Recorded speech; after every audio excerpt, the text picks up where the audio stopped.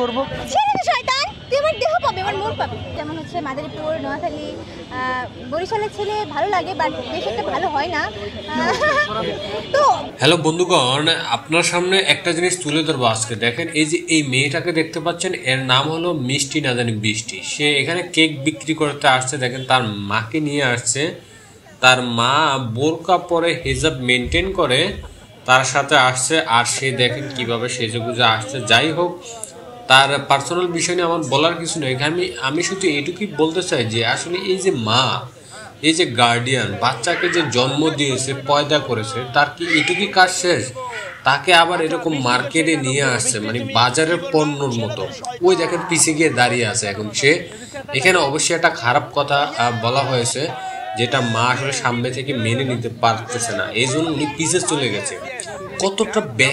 বেশরমা হলে মানুষ এইভাবে কেক বিক্রির নামে এগুলো করতে পারে আমার তো মনে হয় যে এর থেকে মানুষ কি বলবো গোপনে যে যদি স্বামী স্ত্রীর মতো থাকে তা তো বেটার দেখেন জনসমক্ষে এইভাবে মিশাবাই প্রশ্ন করতেছে আর সে এইভাবে উত্তর দিচ্ছে তার গায়ে হাত দিয়ে পর্যন্ত টাচ করে সমাজে প্রকাশ্যে কিভাবে অশ্লীলতা ছড়িয়ে যাচ্ছে আসলে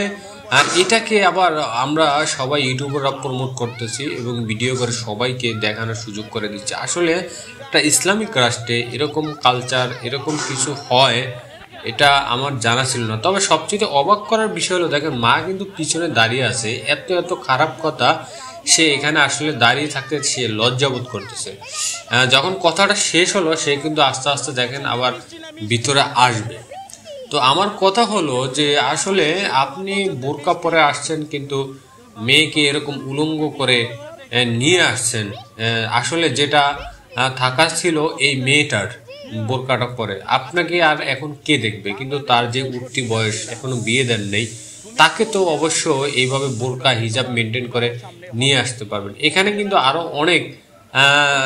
কেক বিক্রেতা আছে যারা বোরকা হিজাব মেনটেন করে কিন্তু এখানে কেক বিক্রি করে এই মিষ্টি আপুর থেকেও কিন্তু বেশি কেক তাদের সেল হয়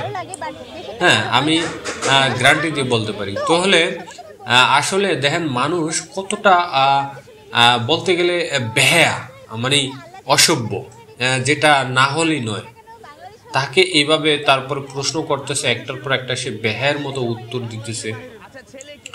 যাই হোক আমি তাকে পার্সোনালি অ্যাটাক করতেছি না আমি জনসমক্ষে এবং সবাইকে একটা জিনিস বোঝানোর চেষ্টা করছি এখানে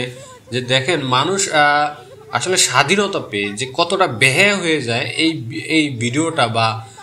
প্রমাণ বা এখানে এই কেক মার্কেটও তার একটা প্রমাণ দেখেন মা এই যে পাশে দাঁড়িয়ে আছে দেখেন সে বোরকা পরে মেয়ের দিকে তাকিয়ে আছে আমার মনে হয় মার চেহারাটা মোটো ভালো দেখাচ্ছে না মা কিন্তু আসলে মনে হয় রাজি না কিন্তু মেয়েকে মানাতে পারতেছে না আমার বিষয়টা এরকমই মনে হচ্ছে আর যদি এটা নাই হয়ে থাকে তাহলে বলবো যে আপনি তো আগে যাবেন জাহান্নামে পরে আপনার মেয়েকে দেওয়া হবে আপনার বুকের উপর পাড়া দিয়ে যদি আপনি হাদিসটা না জানেন তাহলে জানতে পারেন এভাবে মেয়েকে ভাইরাল করতেছেন ভাইরাল করে কি হবে 2 দিন 5 দিন 10 দিন এরপরে কি আপনি লক্ষ লক্ষ টাকাই করে কি একদম সুখে থাকতে পারবেন না অবশ্যই না আল্লাহ যদি আপনাকে সুখ দেয় হালাল ভাবে সুখ দিবে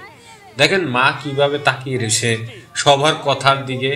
খেয়াল করতেছে নজর দিতেছে এবং মেয়ের দিকে তাকিয়ে আছে আসলে মেয়ে কেমন করতেছে সে কিন্তু রীতিমতো বোরকার ভিতরে লজ্জায় মরে যাচ্ছে সে কিছু কইতেও পারতেছে না আবার সইতেও পারতেছে না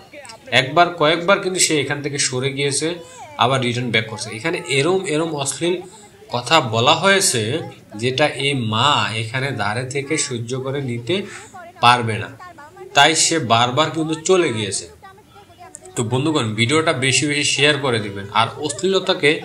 প্রমোট না করে এটার বিরুদ্ধে প্রতিবাদমূলক হয়ে দাঁড়ান তাহলে আমার মনে হয় ভালো হবে আর সমাজে শান্তি শৃঙ্খলা বজায় থাকবে যে দর্শন হয় দর্শন কিভাবে হয় এরকম কিছু মানুষের জন্যই সমাজের দর্শন ছড়িয়ে পড়ে তো ধন্যবাদ ভালো থাকবেন ভিডিওটা বেশি বেশি শেয়ার করবেন